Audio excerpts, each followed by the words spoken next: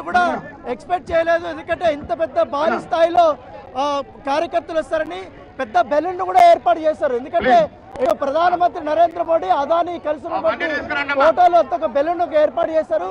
దాంతోపాటు కొన్ని T shirts కూడా వాళ్ళు వేసుకున్నారు. సిబిఐకి సంబంధించినటువంటి ఆ టీ షర్ట్స్ కూడా వారు అక్కడ వేశారు. ఇక్కడ కాంగ్రెస్ సంబంధించి నేతలు ఇక్కడ కూర్చున్నారు, బైఠాయించారు. ఇక్కడ వారు ధర్నాగా కూడా ఉన్నటువంటి ఆ సిచ్యువేషన్ అయితే మనకు చాలా స్పష్టంగా కనపడుతుంది.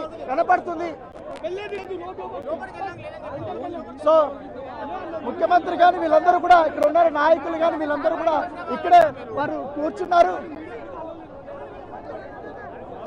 సైడ్ ఇవ్వండి, మేము విజువల్ తీసుకుంటాం.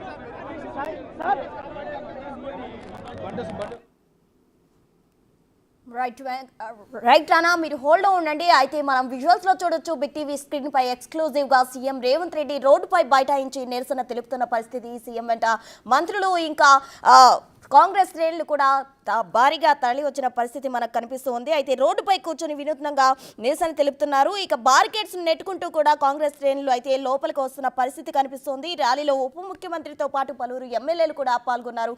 ఇక తాజా సమాచారం మా ప్రతినిధి వెంకట్ అందించేందుకు సిద్ధంగా ఉన్నారు. వెంకట్,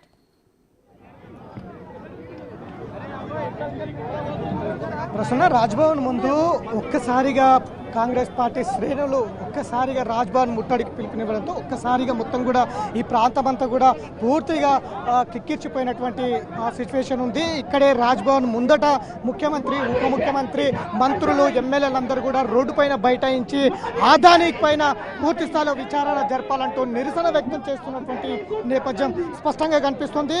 అమెరికా ఇన్వెస్టర్లతోటి భారతదేశంలో అమెరికా ఇన్వెస్టర్లు పెట్టినటువంటి పెట్టుబడులతో దేశంలో గ్రీన్ ఎనర్జీ అంటే ఏదైతే సోలార్ కాంట్రాక్టులకు సంబంధించి వివిధ రాష్ట్రాలలో ఆ సోలార్ కాంట్రాక్టులు ఎక్కడెక్కడ కంపెనీలు ఏర్పాటు చేశారు, ఎంతెంత మొత్తంలో ముడుపులు అందించారు, ఏ ముఖ్యమంత్రులకు ముడుపులు అందించారని దాని మీద పూర్తి స్థాయిలో విచారణ చేపట్టాలనేది కాంగ్రెస్ పార్టీ డిమాండ్ చేస్తున్నటువంటి నేపథ్యం కనిపిస్తుంది. దాదాపు అదానీ గ్రూప్కు సంబంధించిన అంశంలో ఇంతకు ముందే హిండెన్బర్గ్ కావచ్చు, ఆ తర్వాత తాజాగా అమెరికా ఆయన మీద కేసులు కూడా నమోదు చేసినటువంటి నేపథ్యం ఉంది. గతంలోనే హిండెన్బర్గ్ ఇచ్చినటువంటి సంచలన విషయాలపైన కూడా పూర్తి స్థాయిలో విచారణ చేపట్టలేదు.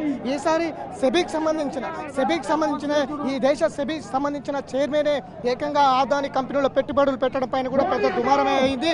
పార్లమెంట్ లో కూడా అదే రచ్చ జరుగుతూ ఉంది. పార్లమెంట్ స్థాపించినప్పటి నుంచి కూడా ఇదే రచ్చ జరుగుతున్నటువంటి నేపథ్యం కనిపిస్తూ ఉంది.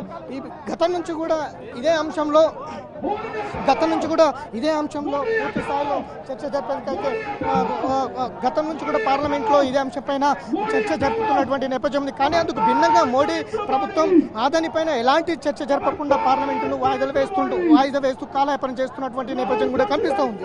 ఇదంతా కూడా అదానీ మోడీ ఇద్దరు బాయ్ అదానీ మోడీ ప్రభుత్వంలోనే అత్యధికంగా ధనవంతునిగా ప్రసిద్ధికెక్కి ఇవాళ ప్రపంచ స్థాయిని శాసించే స్థాయికి ఇవాళ అదానీ ఎదిగారా అనేది కాంగ్రెస్ పార్టీ ఆరోపిస్తుంది. అందులో భాగంగానే ఈ దేశ సంపద